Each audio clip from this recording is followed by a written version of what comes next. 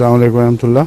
میں یہ عرض کر رہا تھا کہ پرسوں حضور نے بات چیت پروگرام میں ذکر کیا کہ سلامتی کی دعا پہ مولوی بڑا تیش کھاتے ہیں، حالانکہ اس کا جواز تو کوئی نہیں، لیکن آپ نے یہ نہیں بتایا کہ اس قسم کی دل آزاریوں کو اگر دل آزاری تسلیم کر بھی لیا جائے تو کیا اسلام میں اس کی بھی کوئی سزا ہے یا نہیں؟ انا للہ و انا الیہ راجعون. اس کا تو یہی جواب ہے. اسلام تو بہت عظیم مذہب ہے، بہت بڑے حوصلے کا مذہب ہے. اس کی تو پسند کو بھی کسی عام انسان کو تصور نہیں پہنچ سکتا. اب سلام کا آپ نے ذکر کیا ہے، مجھے اس سے سلام کے موضوع پر ایک حدیث یاد آئی ہے جو میں آپ کو سنا دیتا ہوں کہ حضرت عائشہ صدیقہ رضی اللہ تعالیٰ عنہا کی روایت ہے کہ ایک دفعہ یہودیوں کا ایک وفد، راحت کا لفظ استعمال ہوا ہے، قبیلہ یا وفد، وہ حضور کی خدمت میں بظاہر ادب کے ساتھ ملنے کے لیے حاضر ہوا، لیکن ان کے لیڈر نے جو آپ کو مخاطب کیا وہ یہ الفاظ تھے، نعوذ باللہ من ذالک السلام علیکہ. تو اس پر حضرت عائشہ رضی اللہ تعالی عنہا کو بہت غصہ آیا. آپ نے جواباً بلند آواز سے کہا کہ تم پر سام اور لعنت. اس پر حضرت اقدس محمد مصطفیٰ صلی اللہ علیہ وآلہ وسلم نے فرمایا رفق رفق، نرمی سے کام لو، نرمی سے کام لو. اس طرح جو قوموں کے لوگ آتے ہیں ان کے ساتھ اس طرح سلوک نہیں کیا کرتے. حضرت عائشہ صدیقہ رضی اللہ تعالی عنہا نے تعجب سے پوچھا کہ یا رسول اللہ، آپ نے سنا نہیں انہوں نے کیا کہا تھا؟ ہمیں فرمایا ہاں میں نے سنا تھا، لیکن میں نے یہ کہا تھا علیکم السلام یا علیک السلام. یہ لفظ مجھے یاد نہیں، علیکم یا مراد یہ ہے کہ تجھ پر یا تم پر سام ہو. میں نے جواب دے دیا، بس اتنا ہی کافی ہے. سب سے پہلی بات یہ ہے کہ حضرت اقدس محمد مصطفیٰ صلی اللہ علیہ وآلہ وسلم کو مخاطب کر کے نعوذ باللہ من ذالک آپ کو ہلاکت بھیجی گئی. اور یہ واقعہ مکے کا نہیں مدینے کا ہے، جبکہ اللہ تعالیٰ کی طرف سے اس شہر پر غلبہ نصیب ہو چکا تھا اور آن حضرت صلی اللہ علیہ وآلہ وسلم کو متفقہ لیڈر تسلیم کر لیا گیا تھا. اس وقت بھی جبکہ غلبہ نصیب ہو چکا ہے، بجائے اس کے کہ سزا مقرر فرمائیں کہ تم نے نبیوں کے سردار پر ہلاکت بھیج کر اپنے اوپر ہلاکت ڈالی ہے اور اس کی سزا میں تمہیں قتل کیا جائے گا یا کسی اور عذاب میں مبتلا کیا جائے گا، اس کی بجائے حضرت عائشہ صدیقہ رضی اللہ تعالیٰ عنہ نے جائز بات کہی ہے. کوئی دل آزار بات نہیں تھی، ان کا جواب دیا ہے، لیکن جواب کی طرز میں شدت تھی. اور حضرت محمد مصطفیٰ صلی اللہ علیہ وآلہ وسلم کا دل دیکھیں کتنا پاک دل ہے، کتنا عظیم دل ہے کہ ان کی اس بات کو پسند نہیں فرما رہے. کہتے نرمی سے کام لو، نرمی سے کام لو. یہ محمد رسول اللہ ہیں جن کے ہم غلام ہیں. یہ ملا کس کے غلام ہیں؟ ان سے پوچھو، مجھ سے کیا پوچھتے ہو؟ ان سے پوچھو انہوں نے کہاں سے یہ تعلیم حاصل کی ہے کہ کوئی سامنا کہے، السلام کہے تو پھر بھی اس پر لعنتیں ڈالو اور اس کو گلیوں میں گھسیٹو اور اس کو سزائیں دلواؤ. یہ دین کس کا ہے؟ قرآن اور محمد رسول اللہ کا دین تو نہیں. پتہ نہیں کہاں سے ان لوگوں نے تعلیم حاصل کی ہے، کن کوڑوں میں پل کے انہوں نے دین سیکھا. نعوذ باللہ من ذالک. قرآن اور حدیث کا تو نام لیتے ہوئے ان کو شرم آنی چاہیے. اس پر حضرت صلی اللہ علیہ وآلہ وسلم نے ناراضگی کا اظہار تو درکنار، جب سام بھی کہا گیا اس وقت بھی بخشش کی تعلیم دی، رفق اور رحمت کی تعلیم فرمائی. تو اس لیے یہ جو مسئلہ نیا کھڑا کر لیا گیا ہے کہ یہ ہمارا پیٹنٹ ہے، السلام علیکم بھی پیٹنٹ بنایا ہوا، انا للہ و انا الیہ راجعون. ہر اچھی چیز غیروں سے گویا کہ چھین لی گئی ہے اور خود استعمال نہیں کرتے. پھر تم ہی احمدیوں کو السلام علیکم کہہ دیا کرو. جب غیر اپنے غیر مذاہب والوں کو کہہ دیتے ہیں تو تمہیں کیا تکلیف ہے؟ اسلام کا اچھا نمونہ دکھاؤ. مگر اصل بات یہ ہے کہ یہ جو نمونے تم نے پکڑے ہیں یہ اسلام کے ہیں ہی نہیں، ان کا اسلام سے کوئی تعلق نہیں ہے، صرف ایک ضد اور دشمنی ہے، غصہ ہے. اور غصے کی وجہ میں آپ کو بتا دوں ہے کیا. یہ جو اس قدر احمقانہ باتیں ہو رہی ہیں اس کے پیچھے ایک خاص راز ہے. وجہ یہ ہے کہ مولویوں نے ایڑی چوٹی کا زور لگایا کہ احمدیوں کو غیر مسلم، لعنتی اور ہر قسم کی گندی گالیاں دیتے ہوئے عوام الناس پہ ظاہر کریں کہ ان کا دین سے کوئی دور کا بھی تعلق نہیں، اسلام کے ساتھ یہ وابستہ نہیں ہے، کوئی اور دین بنا بیٹھے ہیں. بہت زور لگایا، بڑے بڑے مناظرے ہوئے، لیکن احمدیت کے پھیلاؤ کو روک نہیں سکے. احمدی پھیلتے ہی چلے گئے. وہ جو ایک تھا وہ 100 سال میں کروڑ ہو گیا، کوئی معمولی بات تو نہیں. یہ تکلیف تھی. چنانچہ انہوں نے آخری فیصلہ یہی کیا کہ ہمارے دلائل سے تو یہ پھیلنے سے رکتے نہیں ہیں. عاجز آ گئے ہم. 100 سال ہم نے مباحثے کیے، گالیاں دی، ان کے خلاف گند پھیلایا، اور پھر بھی یہ پھیلتے چلے جا رہے ہیں.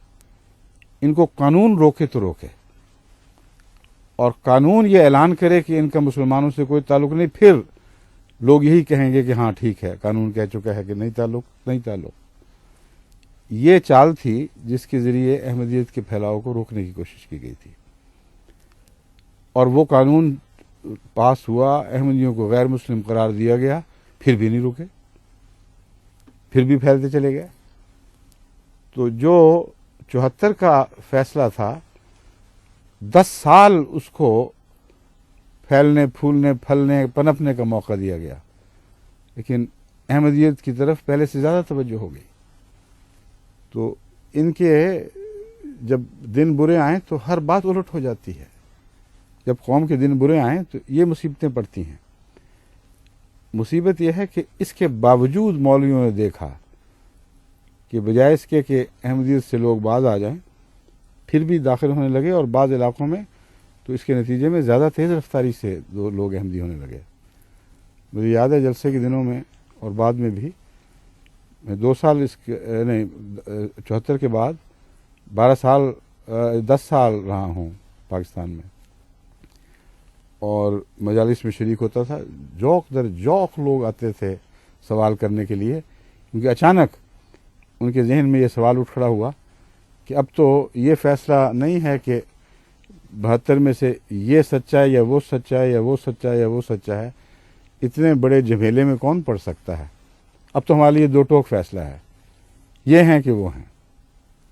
2 حصوں میں بٹ گئے ہیں. 72 مل کے اپنے اختلافات کے باوجود اپنے آپ کو سچا کہہ رہے ہیں، اور یہ اعلان کر رہے ہیں کہ ہم جو عقیدہ بھی رکھتے ہیں اس کے باوجود ہم مسلمان ہیں. ان میں شیعہ بھی ہیں، ایسے بھی ہیں جو یہ کہتے ہیں کہ نعوذ باللہ من ذالک، حضرت اقدس محمد رسول اللہ صلی اللہ علیہ وسلم کے مان بعد خلافت غاصبوں کے ہاتھ میں چلی گئی، وہ امیر المنافقین تھے. اور ایسے بھی ہیں جو کہتے ہیں کہ جو یہ کہے وہ اس پر خدا کی لعنت، وہ دائرہ اسلام سے خارج، اس کا اسلام سے کوئی تعلق نہیں.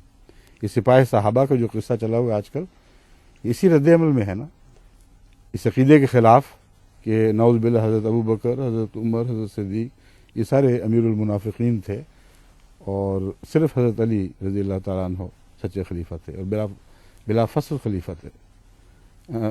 اس پہ جو جھگڑے چلے ہیں میں ان کی طرف نہیں جاتا. ساری لمبی عمر گزر گئی ہے، امت کے 1300 سال یہ جھگڑے چلتے چلے آئے. سوال یہ ہے کہ اس کے باوجود اب یہ دونوں اس فیصلے کی روح سے سچے مسلمان بن گئے، 72 کے اندر آ گئے ہیں. ان کو یہ پاکستان اسمبلی کا تحفظ حاصل ہو گیا ہے کہ تم بے شک یہ عقیدہ رکھو، اور سچوں پر تبرہ کرنے کا عقیدہ بھی رکھ لو، تبھی تمہارے اسلام کو کوئی فرق نہیں پڑتا. دوسری طرف بریلویوں اور وہابیوں کا جھگڑا ہے. ان میں بنیادی فرق یہ ہے کہ بریلوی حضرت صلی اللہ علیہ وآلہ وسلم کو نہ صرف یہ کہ نور مانتے ہیں، بلکہ یہ بھی اصرار کرتے ہیں کہ حضور صلی اللہ علیہ وآلہ وسلم عالم الغیب تھے. آپ کو غیب کے علم میں گویا خدا کے برابر نہیں تو اس سے ملتا جلتا درجہ حاصل تھا. اور یہ بھی مانتے ہیں کہ وہ ان معنوں میں زندہ ہیں کہ جب آپ حضرت رسول اکرم صلی اللہ علیہ وسلم کا ذکر کرتے ہیں تو آپ کی مجلس میں وہاں سامنے آ کھڑے ہوتے ہیں. تبھی میلاد کی مجالس میں عوام الناس دیکھا دیکھی کھڑے ہو جاتے ہیں، ان کو پتہ نہیں کہ کیوں کھڑے ہو رہے ہیں، لیکن اس کے پیچھے یہ عقیدہ ہے کہ جب تم رسول اللہ صلی اللہ علیہ وسلم کا نام لیتے ہو وہ تمہارے سامنے آ کھڑے ہوتے ہیں. اب اس کی تفاصیل میں جانے کی ضرورت نہیں ہے، نہ موقع ہے.